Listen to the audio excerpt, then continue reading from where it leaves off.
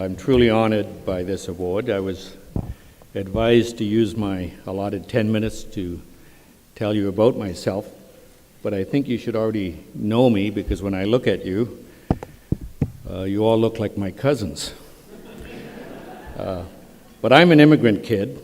I was born in British India, and at 8 years of age, I was living an idyllic life in Bombay, happy and contented, when my parents decided to emigrate to Canada. Ranjan, we didn't go to England. We came directly to Canada. And after traveling for a month by ship, we arrived in April of 1955. Canada's immigration policy at the time was designed to keep Canada, in the words of Prime Minister Mackenzie King, a white man's country. And it was.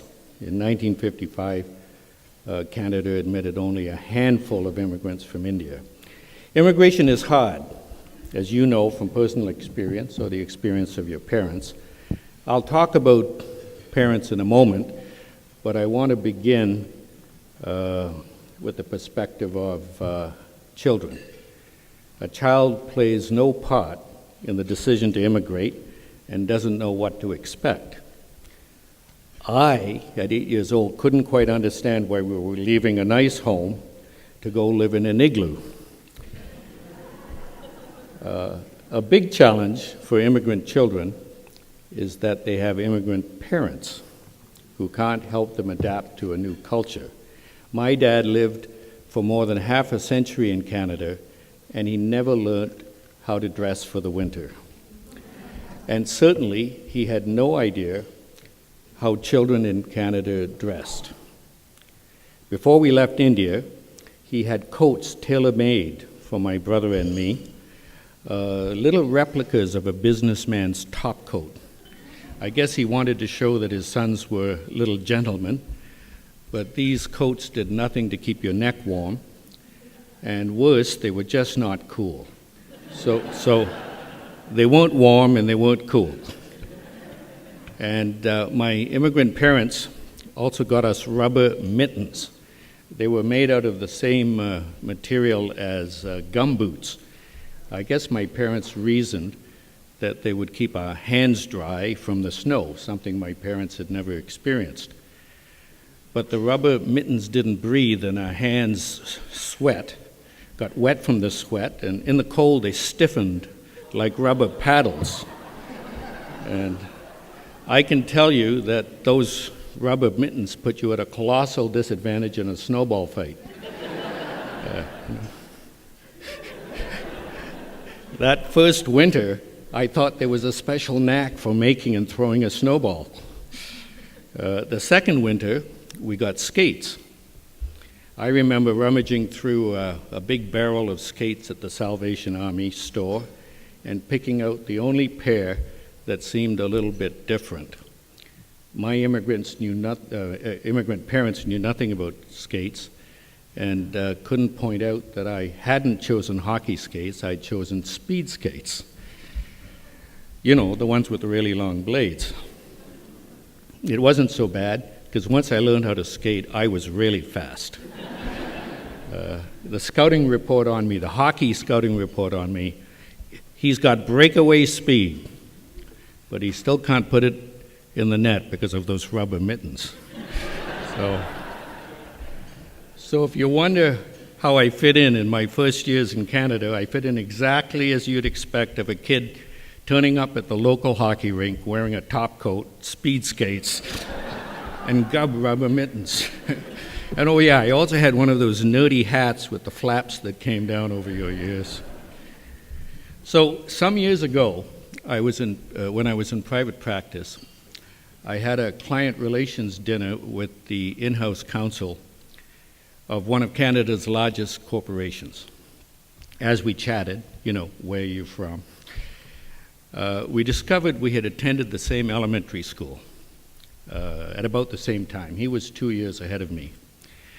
And he spoke nostalgically of his fond memories of the school. And when he had finished rhapsodizing about his childhood in the neighborhood, He was shocked when I told him that during my 3 years at that school, I never felt safe. In the catchment district of the school, there were mostly modest detached homes, but there was one small area with low-rent apartments. This is where the immigrants lived. The immigrants stuck together, Scottish, Irish, Danish, and my family. They were all white except for my family. Remember, it was a white man's country in 1955. And we immigrants were a tiny number compared to the Canadian kids. The friendly Canadian kids had little or nothing to do with us, and the unfriendly ones had a great deal to do with us. So, in my first years in Canada, I never knew anybody who lived in a house. But there's so much mobility in North America. Skip forward a generation, and my children at the same age did not know anybody who lived in an apartment. In fact, when she was small, my eldest daughter asked, "Daddy, why do they call them apartments when they're all together?" So I leave that question to the real estate lawyers, and I couldn't. Why? I don't know. Well, we did move into a nice neighborhood and into a house, and I had a pretty good school life through high school, university, and law school. I had lots of friends. In fact, was elected the president of the Students Association at law school. And if anything, my brown skin made me exotic and interesting. There were simply no other brown people around. Then, in the 1970s, the father of Canada's present Prime Minister, Pierre Elliott Trudeau, liberalized the immigration laws. Legal immigration increased, but a major dynamic was that the visa requirement was dropped, and a great many people from India came as visitors and overstayed as undocumented. You could just picture the immigration consultants in India. Yes, yes, no visa, no problem. You go. So the complexion of society, and I use that word advisedly, changed suddenly. It was like hitting a switch. It seemed brown people were everywhere downtown. And there followed years of widespread prejudice and discrimination against South Asians. Immigration reform and proposed restrictions were fiercely debated. It was the time of the Packy joke, Packy go home signs, and a lot of graffiti. This started in England. I don't know if it came here, but you couldn't walk down, a brown person couldn't walk down the street without expecting to be called names laced with profanity. And the worst was what they called Packy bashing.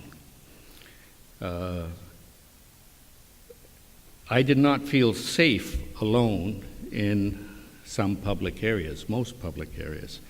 And I despaired of having a successful, happy life.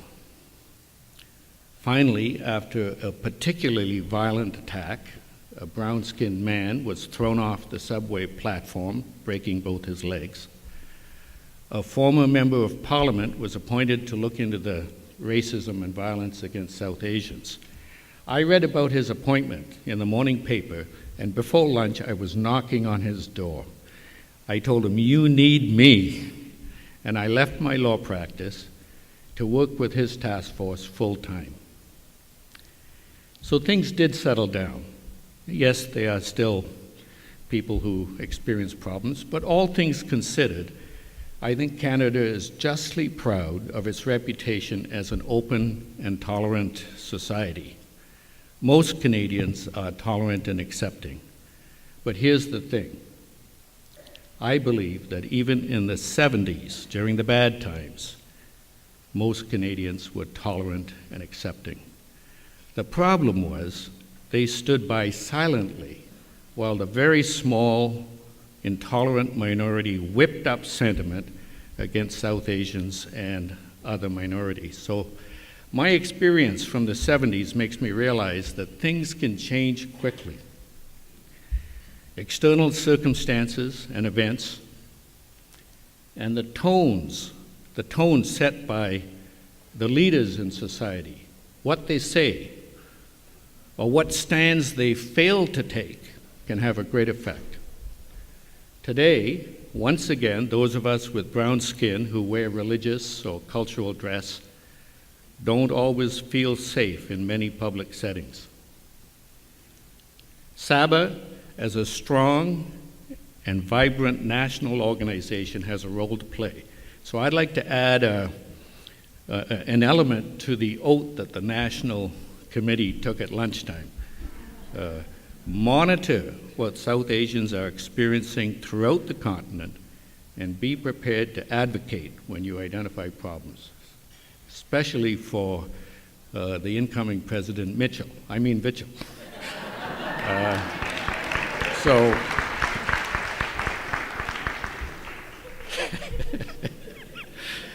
So let me close by going back to where I began. Talk about the people that we as South Asian children fully understand and nobody else understands, and that's our South Asian parents.